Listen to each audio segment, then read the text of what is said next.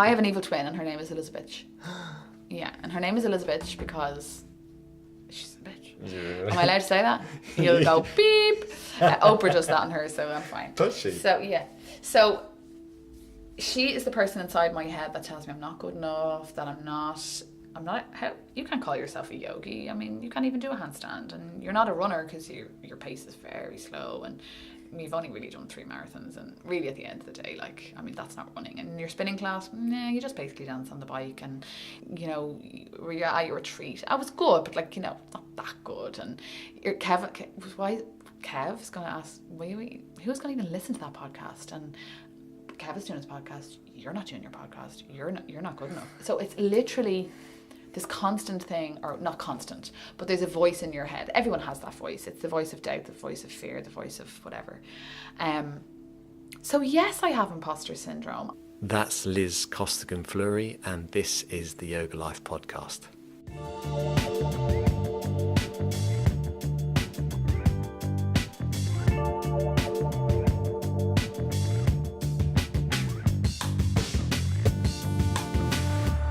Hello, welcome back. This is episode 16 of the Yoga Life podcast with Liz Costigan Fleury. Liz is a yoga teacher here in Dublin. She's one of my favourite people. We've had many a brunch together and we've had many a good chinwag, so I hope you enjoy this one. Liz is a lot of fun. She doesn't just do yoga, she also does spinning. She used to be a personal trainer, and before that she worked in the corporate world. So it was interesting to get to know her background before she started off doing what she's doing now. She's recently begun teaching retreats as well, so this is something that interests me. And if you're a teacher or someone involved in the fitness industry and are interested in teaching retreats, this may help you get a bit of an insight as to what that's like. So I hope you enjoy it. As always, please leave me a review on iTunes or Stitcher. If you have any questions, any comments, I'd love to hear from you, and enjoy. Hey Liz. Hi Kev, how are you? I'm well, how are you? I'm really good. I'm happy to be here. Yeah, you are. Thanks a lot for your kind words about my little studio. It's so beautiful. I could live here. How would you describe it? It's small, Mm-hmm. bright, Yeah. welcoming. Can you get a smell? I get a really nice smell. I think it's eucalyptus, is it? Yeah, eucalyptus and peppermint together. Oh, nice. Yeah. So it's invigorating. Yeah. It's helping with my digestion as we speak. Yeah, because I this took a fair bit of work, as I was saying to you, but I think it's worth it because the sound quality is good. It's kind of rich. Yeah. You know, if you do it in a big room, if you go to a church, for example, you get a huge echo because it's square walls, high ceilings. Totally. But when you've got small ceilings, it just sounds better. I know personally that when I listen to podcasts, if the audio is tinny or, you know, if it's a Skype call, for example, I just find it really difficult to listen to. Yeah, it's hard to just chill and often people are listening to podcasts when they're, you know, their free time and they want to just relax. And this seems like this is going to sound really, really beautiful. Yeah, you got a good voice. Do I? Yeah. So do you. Thank you. you. A charmer. But because you remember the last time we met you in Two Boys Brew, shout out to TBB. You were saying that you were thinking of starting a podcast too. I would love to start a podcast. I love podcasts. I love listening to them. I love the medium of podcasting. I listen to them in my car when I'm on a long run or if I'm just pottering around the house. I don't have a television in the house. You don't have a TV at all? No, not at all. Yeah, I'm one of those weirdos. But we have a laptop and a screen, so we have Netflix. So it's not really that shocking nowadays. It's just I found when we had a television, we would randomly watch stuff that was so not interesting, and an hour or two would pass by, or even in the evening when you come home, instead of sitting and just, you know, having a chit chat or doing stuff that needs to be done, you just mindlessly sit in front of the television. So we don't have a TV, and I love that, and we haven't had one in nearly 10 years, so I don't miss it. But the podcasts, I listen to a lot of podcasts, and I love that. Who do you like? I love Rich Roll, I love Oprah, I love Kev Boyle, it's a really good one. I love healers. Elizabeth Dean, she's a really cool girl. The Good Life Project. There's a good few, but usually weekly it's Oprah and Ritual. I think that both of them are just amazing.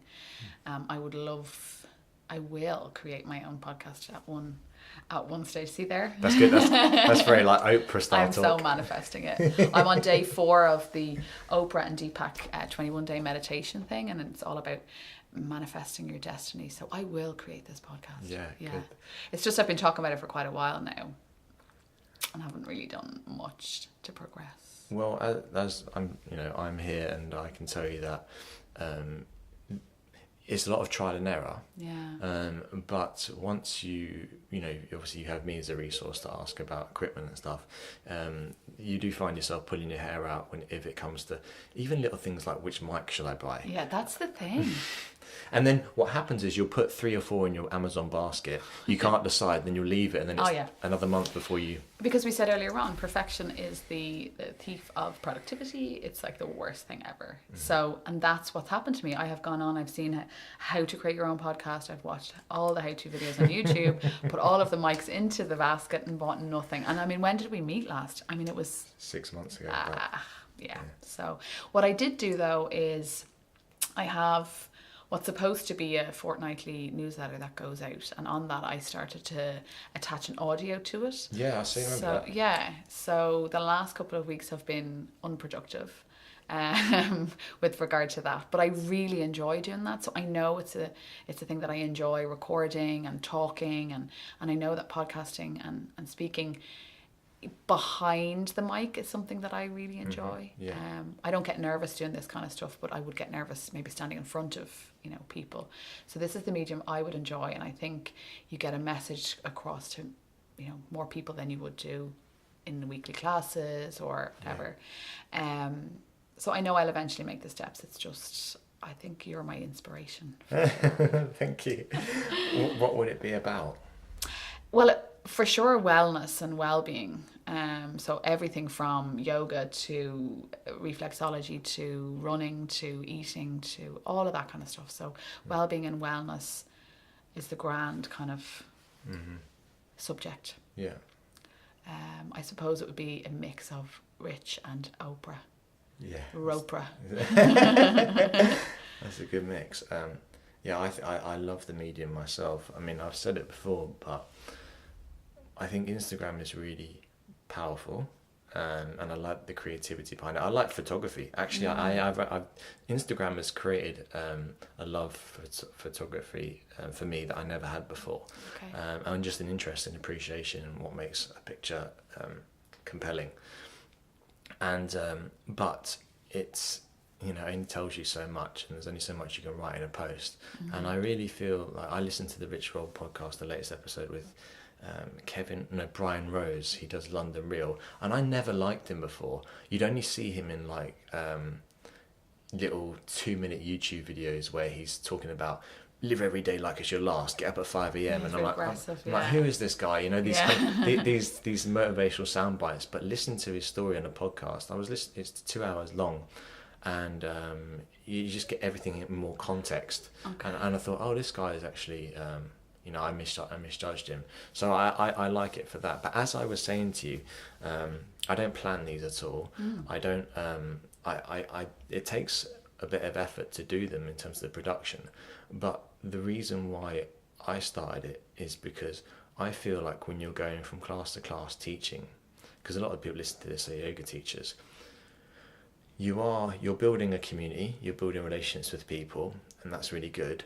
But you're not building anything tangible for yourself. So when I look at my statistics on Libsyn, who are essentially a hosting company for podcasts, Joe Rogan uses them, so it's good. Yeah, they're obviously going to be amazing. Good enough for Joe. You see the numbers grow and people giving you feedback, and you look back at your catalogue. I've only done 7 episodes, but of them, and I'm like, that's something I've created, and I'm meeting people, and it's the best way to. There's no way you can sit opposite someone for an hour and ask them questions like this without them thinking you're a weirdo, you know. Yeah, that's true. Yeah. Like, I mean, I still think you're a bit of a weirdo, but yeah, no, I know what you mean. You've got a reason now to be a weirdo. Exactly. So how come I haven't seen you for so long then? What have you been doing? So you haven't seen me for so long because, well, I was preparing my retreat in Marrakesh for a good while, which went really well. I took 14 people over to a little hotel on the outskirts of Marrakesh, and we did yoga and hiking and meditation and breathing and for 4 days, which was incredible. It was a dream I had for so long. I remember when I first started on my journey, I knew I wanted to take people away. I think, like you say, in that weekly class, whether it be my spinning or my yoga, you only get to have those 45 minutes or that hour and a half with those people. And you know you're making a little impact, but you know that you can create something even bigger and better. And I always said I'd love to like take people away from their reality, and so that they can really immerse themselves into yoga, into well-being, into stillness, into hiking, into healthy food. So that was always there in the background, and that came to fruition in June, which was amazing. So it took a lot of work beforehand, but it really paid off because it went really, really well. I had a great group. I enjoyed it. It was hard work, but it was fantastic.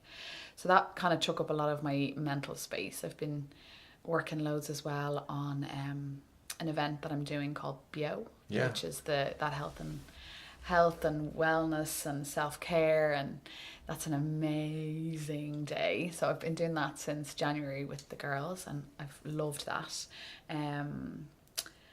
Doing that and doing all of my other regular stuff. So along with that, like my regular classes, my regular clients, and just being a wife and a daughter and a sister and a friend, you know, all the usual stuff. And then trying to keep my own practice up and, you know, surviving. You know, for someone like you who does the spin, does the running club, does the yoga, you have so many options for your business. What is it about a retreat that, because it's so much effort, what appealed to you about that, as opposed to, say, maybe even doing teacher training is another, you know, as in you train teachers. As in me training teachers. Well, first of all, me training teachers, for me, it's just not even an option. I don't think that's, I'm not even at that level yet. I don't have the experience, in my opinion, to do something like that just yet. Okay. I'm still learning.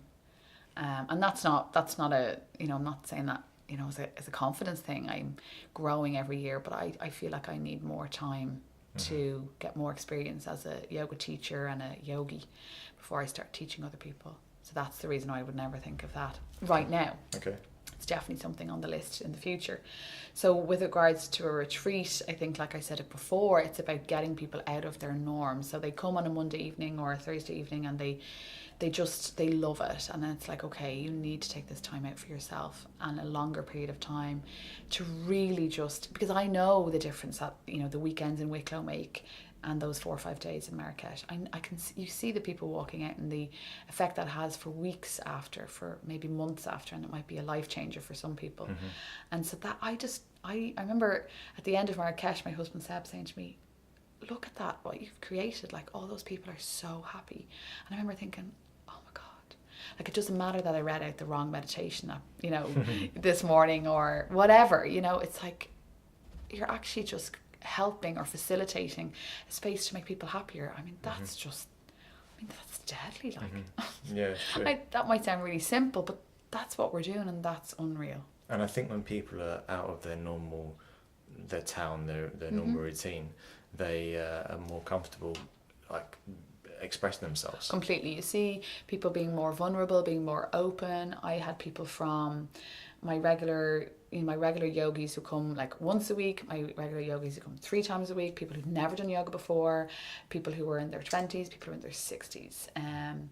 I had all different walks of life, and people who were coming for healing, and people were just coming to have a little break, people who were coming for loads of different reasons, and every single one of them had their hearts just wide open. They were vulnerable, sharing experiences that they probably don't share with their best friends and their family. So everybody was just so so kind and compassionate and open and kind, and you create that. I mean, I don't think any of them were like, okay, I'm going to go over here now and be open and kind and compassionate and heal. But when you get to that space, and I think that's where the yoga and the meditation, and when, you know, if it's just a boot camp with spinning and running and hiking, it's a different situation. But when you take the energy to that kind of yoga place, that vibration then opens the space for healing. It opens the space for vulnerability. And everybody needs healing. Like, you know, there was people there who had, you know, just broken up. Like one of the girls had just broken up with her husband. Then there was people there who didn't have any kind of, you know, recent trauma. But everybody has something. And so it's just space for you to slow down, space for you to reconnect, and a kind of, I always say, reignite your spark, because everyone has a little spark inside them that gets a bit, you know, ugh, at times. Definitely. You know? Definitely. And I've been listening to a lot of Jordan Peterson lately, and one of his themes, do you know Jordan Peterson? He's like a clinical psychologist. And one of his themes is, he says, life is a struggle. And you're actually the first person I've said that to. This is something that's been going, I hear him say a lot, life is a struggle. And I think, if you actually say those words, does it make you sound like you're miserable all the time? I know. You know, whereas really, if life is a struggle, like he says, then yeah, there's always room for healing, whether it's, as you said, you've just been through a recent breakup, or it's something that may have happened in your life. But you have to, we have to understand that there are difficult parts in life, and sometimes that can be life itself. And I think this actually ties back into Instagram. I think that, and I mentioned this to Elisa Luby as well, that social media is fine, it's really good, it's brilliant, but if you're not happy with your life, it can compound that feeling. Oh yeah, totally. Oh my God, yeah. Can't it? You know, you open it up and you're having a good day, you open up and like, oh look, Kev is doing his podcast, everything's amazing, and oh, she's climbing a mountain, she's jumping into the sea, I'm so happy for them, they're great people, and you close it. And then you open it on a day where you're having a really bad day and you're feeling low and you're feeling sad, and maybe things are going bad in your life. Kev has his podcast, she's climbing the mountain, she's jumping into the sea. It's a totally different thing. And years and years ago, you just didn't see that. So you'd wake up in the morning and you'd feel like crap, and you'd just feel like crap and work through it, and that would be fine. But now you're just confronted with the perfect life all the time when you open it up. And, you know, I do what all of the experts tell you to do, which is unfollow the people who trigger you. But it's funny because sometimes the people you love and respect and adore can trigger you. And that it's not them, it's not that they're doing anything wrong, it's that your headspace is just not in a good place. And while you might be really, really happy for that person climbing the mountain, it makes you feel inadequate, or it makes you feel more sad or less productive or whatever it is. And I know for a fact, when I'm putting stuff up, I know I look like I'm constantly running or spinning or yogaing, or, you know, kissing my lovely husband or going on holidays. And I know that can trigger some people as well. So it's a really funny thing, because me and my husband fight. Some mornings I lie in bed, I often drink wine instead of my green juice. And, you know, my life is not perfect and I struggle. Life is a struggle. Like I do struggle, and I make the most of what I have, but there's times when it's really, really hard, and then there's times when it's really, really good. But that is life. It's just all of the good stuff is under the magnifying glass on Instagram, but there's no bad stuff under it. You know what I mean? So we're all trying. I know any of the girls that I see regularly, you know, the girls I swim with and just my friends, people are putting up posts and being vulnerable, but it's only 1 out of 10. You know, because to be honest, no one really wants to read about all the crap either. No, you they know, don't. because, That's so true. Yeah, I know. We want it's like you said, it's like 1 in 10, because we want to be inspired, for want of a better word. I know that word is really overused, but and I think that's what's so important about getting people together, as you said, outside of that classroom environment, so that they understand they're not alone, and every emotion that you sense is fine. That's actually something I started to try and teach more in my classes. So I started teaching handstand lately, right? And 90%, 95% of the people can't get close to a handstand, okay? And I remember that was me not so long ago, and still is sometimes, and how frustrating that would be. And almost feeling anger towards the teacher, because I'm like here, like Totally. I'm here to relax, or I'm here to do a hip opener. So what I've started to say in class now to frame this is any emotion you're feeling is good. The most important thing is you're feeling something. Yeah. Oh, absolutely. So people Totally think agree. yoga is about being calm all the time, but there's a reason why we do things like handstands, because we want to be a bit scared. We want to feel courage. We want to feel frustration, and accept that and witness it as opposed to reacting to it. Mm-hmm. And I think that's so important to help people to understand that. When I worked in an office, I tell you, Liz, I'm going to sound like a madman now. I used to want to pick my computer up and chuck it out the window. I thought I was going to, because I wanted to feel something. Yeah. I used to spend my days, we worked in an office where you didn't talk. Silence. Everything was done via instant message. That was just the culture. And we were at a computer screen, and I remember thinking, I need to feel something. And that's when I started training jiu-jitsu. I used to come in with black eyes, bleeding nose, like bruises around. It was a bit like Fight Club, you know. I was like, I look in the mirror and go, yes, I'm alive. Yeah. You know? I actually feel something. Yeah. And that's why I try to get through when people come after work. I say, like, look, you know, you're in class now, and if you feel anger towards me, that's okay. And they start laughing normally. But it's important to feel. I don't know what I'm talking about. Well, you need to feel all the feelings. It's like you need to feel. Yeah, I'm saving you here, saving your podcast. But you do, and it's true. And it's like, you know, I sometimes say that, you know, the name of my business is Positive Fitness Project. Like, I am not the most positive person in the world. My husband will tell you that, like, point blank.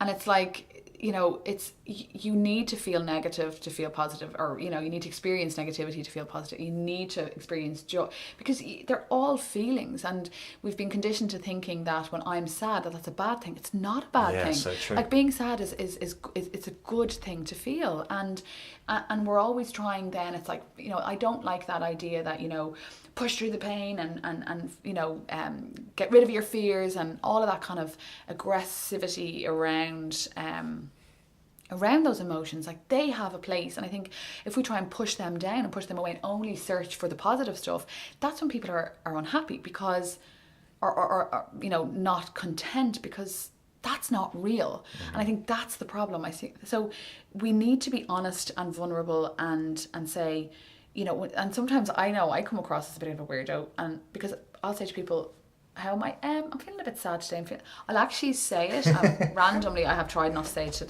randomers, because they just get a bit like, I'm supposed to ask, and literally, I don't need to know what's going on in your life, Liz. But you know what I mean? Like, being actually honest, not just tired and fine, but, you know, worried. I'm feeling a little bit anxious. I'm feeling a little bit sad today. I'm feeling really excited. I'm feeling like completely frustrated. I'm totally overwhelmed. I feel burned out. I feel all of these emotions, because that's reality.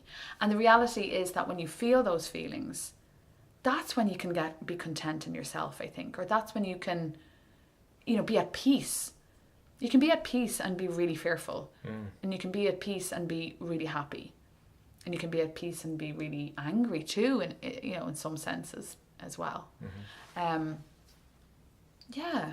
Feel all the feelings. I think that's really important. Is when you're not feeling something, when you're numb, that's when you need to question things, I think. Did you ever work in an environment? Because I've only known you since as you are now. Yeah. I've only known you for a year, really, less than. What did you do before you did this? So my background is, when I left school, I went to college just close by to DCU, and I studied applied languages, French and German translation. Oh. So I spent 6 years actually, because I did 2 years in Tala IT studying French, and then moved to DCU. So I spent 6 years in university, college, and that was all language based. Finished that and went working in Citigroup in a bank, and worked there for maybe 4 years, I think. I can't remember. In my head, I'm still 19. So I worked there for a long time. Now, I had a ball. It was, you know, Celtic Tiger, earning loads of money, living the life, you know, drinks on Fridays, Saturdays, like the best crack, you know, new outfits every weekend, all of the material stuff, like amazing. So different to my life now. But I did actually really enjoy it. Couldn't get a job as a translator. That's what I always wanted to be. I wanted to be a French translator. Just couldn't get a job, or what I considered at that time a good job. So decided I'd work in different industries. So I was working obviously in the finance industry in Citigroup in the French department, and then moved from there to a technology company and worked in their French team. That was the ruination of my soul. So the technology company was amazing in that I met my husband there, and I had a great social life, and we traveled loads. We traveled to Europe and America, and I a really good job on paper, but it was eating my soul away. So myself and my husband decided, okay, we're going to ditch this job, and my parents nearly died, and we're going to go traveling the world for a year. And they were like, really? Right. Okay, doke. So we did. And when we traveled, we realized that was kind of the aha year where it was like, you don't need all this money and this faff, and it just needs to be more simple. And that's when on the trip I decided, okay, I'm going to go for it. I'm going to be a personal trainer. And I had already done my training course in the last year at home in Ireland part-time. And the reason I did that was because I needed to do something in my life, in my day, that made me happy, because the 9 to 6 or whatever was just making me so sad. So I did the personal training and the fitness part-time. So when I came back from the year abroad, amazing year, went and was doing that, positive fitness at the time, personal training, gym instruction, all that kind of stuff. And that was really great. It was a great year. It was hard. Like, I'd have a client in Clontarf and then a client in Glasnevin and another client in Howth and then one in Dunleary, like just run ragged for a year. But it was brilliant. I was doing what I wanted to do. And then it just evolved into, fitness, then evolved into yoga, and then all the wellness stuff and the corporate stuff. And now it is what it is, which is Positive Fitness Project, soon to be just Liz Costigan Fleury. Is that it? Yeah. Is this an exclusive? Well, I think this might be an exclusive, yeah. I'm rebranding. So, yeah, that's in the... Why are you rebranding? Because I wanted to ask you about that, actually. Well, I suppose, like, everyone used to always say, you're so positive, and I think that was one of the reasons I called it Positive Fitness, but also because fitness for me was always a very aggressive thing. I always found that the fitness industry was like, go hard or go home. And I really enjoyed working out, and I just thought, this is like, we're constantly being made feel bad. We're constantly being made feel like we didn't do enough squats, we didn't squat low enough, we didn't lift heavy enough. And there is space here for us to actually enjoy this medium, like this actual beautiful thing called movement. And I wanted to bring a positive thing, so to make it more inclusive, to make it for everyone, to make it a positive experience. And that's why I called it Positive Fitness. So that no matter what you were doing, once you were moving and you were feeling good, whether it was Zumba or CrossFit, I don't care, once you're moving and you're feeling good and it's a positive thing, then that's great. And that's what I still try to do within yoga and fitness. It's not about, the perfect posture. It's not about, burning all the calories. It's about feeling good, connection, all that kind of stuff. So that's why it was Positive Fitness, and then it turned into Positive Fitness Project, because I had this idea that I'd have this, like, your body was your project, and your brain and your heart, and then it just got all blurred. And now I'm like, it's a little bit confusing. Liz Costigan Fleury, Positive Fitness Project. And it often gets Liz Costigan and then Positive Fitness, and things are getting lost along the way. And I just think this stuff is, my name is enough. It's just my name, and it's my yoga class, because I'm doing so much. When you hear fitness, you think weight training and running and all that kind of stuff, and it's not just that. This is way more. You'll get a domain easily enough, Liz Costigan Fleury. Yeah, there isn't many of us. Not many. No. I tried to get Kevin Boyle. I actually messaged him, kevinboyleyoga.ie and kevinboyle.com. I sent them both an email saying, give me. All right, buddy. And they're like, nah. So I put Kevin Boyle Yoga, because I think, like, to me, yoga is a vehicle to not achieve, but to cultivate what you were talking about there, connection between people. Because I spent so much of my life feeling disconnected, and I'm not saying that people, by the way, that people work in offices, that's the wrong way to live. It's just not for me. I was always the outsider. I was always the outsider in school, in an office. I was like, I cannot sit here. I can't do it. Yeah. It's not for everybody. It's not for everybody, exactly, yeah. But I think it's changing, isn't it? I think it's changing, and I think people are understanding that that's not the only way to learn. It's not the only way to work. it's changing, thankfully. Yeah. But one thing I wanted to say to you from a business point of view, though, is by having Positive Fitness Project, when you have an umbrella name like that as opposed to a personal name, the one thing it does allow you to do is to employ people. So, for example, Annie, the Pilates lady... Annie Kirwan, yeah. Annie Kirwan, that's it. Herself and the other Hayley, girl, Hayley, who's with her, they're in a situation... What's their brand called? Oh my God, she'll kill me. Revive.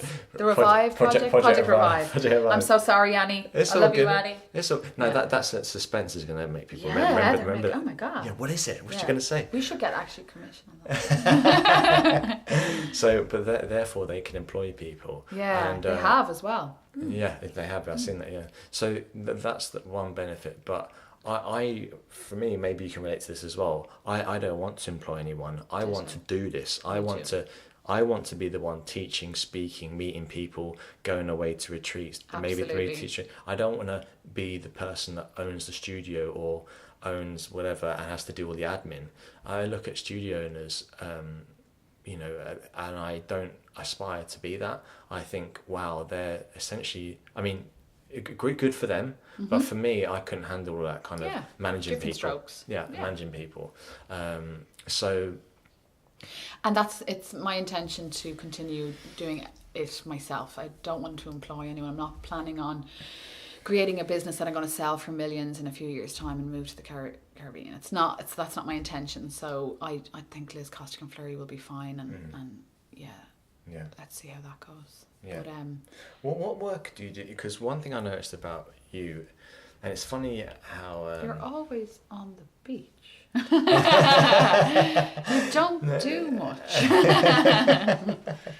You're outing me, Kev. No, is that the quality of your marketing, and what's your affiliation with Gym Plus Coffee? It's Gym Plus Coffee. I love Gym Plus Coffee. Yeah, okay. The lads are just three cool guys Carl, I know Carl from the Fumbly, and himself and the two lads, Niall and Dermot, decided they wanted to create this brand, and they asked me, did I fancy wearing their jumper and taking a You're pic? a model, basically. I'm basically the supermodel. No, but this is going back like Fumbly Coffee. This is what we're at. Do you fancy? Would you wear one of the jumpers? And we just take a few pics and like as simple as that. And they're creating an incredible brand, but also community. So their hashtag is make life richer. Yeah. So that's their kind of their DNA. And I love that idea because that is so true. Making life richer, without the dollars. Obviously, we all have to pay our rent, but it's the idea that they're creating these events, these stretches, these, the climb up Sugarloaf for their 1 year anniversary, like all the different things that they're doing, alongside making a really good business. I think it's brilliant, and I'm just someone who likes to hang with them and wear their jumpers and. Yeah. Their leggings, actually have their leggings on today. They're the new ones, are they? Yeah, very really nice. But I actually met Niall from Gym Plus Coffee about so nice. Maybe about 6 months ago, or a year ago even. We had a coffee, and one thing I really liked what he said was how he lived in the States, and he talked about the culture in the States was people would meet after work to go for a run, to go to the beach, to go hiking, whatever it may be. Whereas in Ireland, you meet a lot of the time to go to the pub, and as someone who doesn't drink alcohol anymore, if that's not an option, it takes a lot of things away. I essentially had to give up a whole my group of mates because I don't drink beer anymore. I had to give that up. You got to make sacrifices, unfortunately. Don't play football, so therefore I don't go out on a Saturday night now and stay out all night. This is not. So what replaces that? And if by Gym Plus Coffee doing those initiatives, you get home on a Wednesday night and you think, oh, I can actually meet these guys, and you're going to make yourself healthier, fitter, but also meet people. I love that, and I think I'm the same. I do drink alcohol, but I certainly don't drink every weekend or as much as I used to, and it's I think also for me as a woman, it's a little bit different because we can meet for coffees. I think Irish and English boys don't do the coffee thing. My husband's French, he often meets his friends for coffees, and that's our dinner. And it's just in our Irish English culture, the drink and the chats go hand in hand for men anyway. So I think the fact that Gym Plus Coffee is run by 3 boys is a brilliant thing. And the popularity of that and other things like, the Lululemon stuff as well, like they do those free community stretches and the Sunday morning stretches and all that. They are brilliant, it's like people want to wake up early and stretch and move and run, and that is great. Like things are changing. It's not all about the drinking on a Saturday night and dying in bed on Sunday. And there's space for both, Definitely, yeah. There's space for both. I was out a couple of weekends ago drinking gin with the girls till the wee hour in the morning, and wasn't too happy on Sunday, but and like it just goes hand in hand. I think, often we can get a little bit overly, I feel as a yogi sometimes, God, really, should I be drinking? Should I be doing this? And then I have to just look and say, okay, what's right for me and what's good for me and what makes me feel good, what makes me feel connected. So, alcohol every weekend certainly doesn't make me feel connected, but nights out with my girls from time to time does. And, a couple of rosés in the south of France in August will definitely make me feel connected and well. And I just think it's about listening to your body, listening to you where you're at your life and knowing what's right for you. And I think that's key to my teachings. I think for me, it's about trying to slow the pace so that you can listen to the signs, whether they're in a physical sense in your body or whether it's the external universe saying, go in this direction, this is right for you, or it's, there's signs out there for all of us, I think. And if we don't slow, then we can't listen, and then we don't do what's right for us, and then we find ourselves on a path that we're unhappy with. I remember actually Rachel, the yoga girl, Rachel Braithen.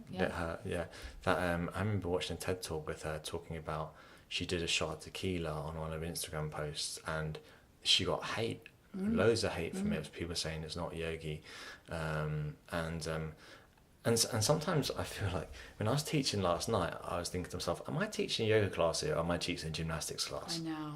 Right? I had that, and I had slight bit of imposter syndrome came into me halfway through the class, because I thought this is gymnastics basically, right? But at the end of the class, I did some partner work. And the people were doing this kind of funny stretch together, which you can't help but kind of laugh when you do it. It's hard to explain, but I demoed it. I said, can I have a volunteer when someone came up? And what I'm trying to get at, Liz, is at the end of the class, one girl said to me, that was a beautiful class. Everyone goes, that was great. Do you do any workshops? And they're all chatting to each other. And they went outside, they're all chatting together. And I'm like, these are 4 complete strangers. And it was awkward because it was quite a small turnout for a class like 4 people, but by the end of it they were all laughing, and one of them said to me after, she goes, I deal with things at home, I take a lot on responsibility, something to her personal life, and to come here and have time to myself and actually breathe and laugh and meet other people, and then when they went away, I thought, well, I feel good, they seem to feel good, so is that yoga? I mean, yoga chitta sriti nirada, isn't that right? So yoga, the meaning of yoga is yoga chitta sriti nirada. I'm probably pronouncing that wrong. Sanskrit. I wouldn't know. Mine's worse. And it means the cessation of the modifications of the mind, which means slowing that mind down. Cessation of the modifications of the mind. So the mind going 150 miles an hour, thinking about all the stuff you have to do that you should have done that you didn't do, that about this, that, and the other, and everything else. And the whole point of yoga is to stop, or not stop it, but to create space in the mind. Obviously, to create space in the physical body as well, but to create space in the mind. So whatever way you do that, I think that's yoga. It's about that woman switching off from the sick parent or the whatever. It's slowing that mind chatter down. I mean, that's in the Bhagavad Gita, that's in the Yoga Sutras. It's not the Bhagavad Gita, it's the Yoga Sutras, that's it. That's yoga. But I suppose, did you ever experience that imposter syndrome? Oh my God, are you having a laugh? Like, okay, so my evil twin. I've triggered you. Have we long? No. How long have we got? We're My good. evil twin. Yeah, we've got good. like 10 minutes. Yeah. So I have an evil twin, and her name is Elizabeth. Yeah, and her name is Elizabeth because she's a bitch. Yeah. Am I allowed to say that? You'll go beep. Oprah does that on her, so I'm fine. Does she? So yeah. So she is the person inside my head that tells me I'm not good enough, that I'm not, how, you can't call yourself a yogi. I mean, you can't even do a handstand, and you're not a runner because your pace is very slow, and you've only really done 3 marathons, and really at the end of the day, like, I mean, that's not running. And your spinning class, nah, you just basically dance on the bike, and, you know, and all, like, I mean, everything, you know, where you're at your retreat, I was good, but like, you know, it's not that good. And Kev's going to ask, who's going to even listen to that podcast? And Kev is doing his podcast. You're not doing your podcast. You're not good enough. So it's literally this constant thing, or not constant, but there's a voice in your head. Everyone has that voice. It's the voice of doubt, the voice of fear, the voice of whatever. So yes, I have imposter syndrome. I'm getting way, way better at it. I went on a retreat last October where my phone was taken away from me for 4 full days. So I had absolutely no contact with the outside world for 4 days. It was an amazing thing called the Collective Europe, and it was just tech free. So it just, my phone was taken away from me. No, it was just tech free. So I couldn't speak to my crutches, like my mum, my folks, my friends, my husband. I couldn't scroll through Instagram and just not be bored. So I was bored. I was left alone with my thoughts, and I realised, whoa, okay, there's lots of stuff going on in here. So I did some work on myself. What does that mean? As in, I tried to understand what why that voice was so strong, why I had so much self-doubt. You kind of meditated for one. Meditated, read, spoke to people, okay. Like lots of healing. I go to a girl who does like reflexology, and we talk a lot, so it's like therapy, I guess. And there was nothing specifically major going on. It was just being so on all the time meant that I wasn't connecting with what was going on inside. And that space away from my phone, that space away from your crutches, whatever they are, and they're good things. Your partner, your friends, and when you're feeling low, you ring your mom. When you're feeling low, you ring your hub, your friend, whatever.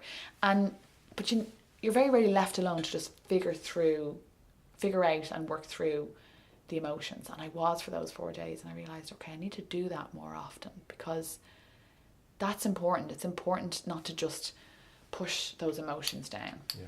And so as a result, I've been working on that all year. And so I've imposter syndrome. I was, doing the BO events going, why do they ask me to do this? Like, who am I getting up on stage talking to 400 women about self-care when I, haven't been on my yoga mat in 3 days. And I was, really reactive to my mum on the phone the other night. And the reason I'm on them is because I'm not perfect, and I am human, and I'm able to talk to the women about like how imperfect I am, and how I work on that, and how we're all in it together, and that we're all good enough, and we're all worthy, and that we all need to give ourselves more time to look after ourselves, and more time to quieten the voice. So Elizabeth was like, I'd say 80% of who I was this time last year.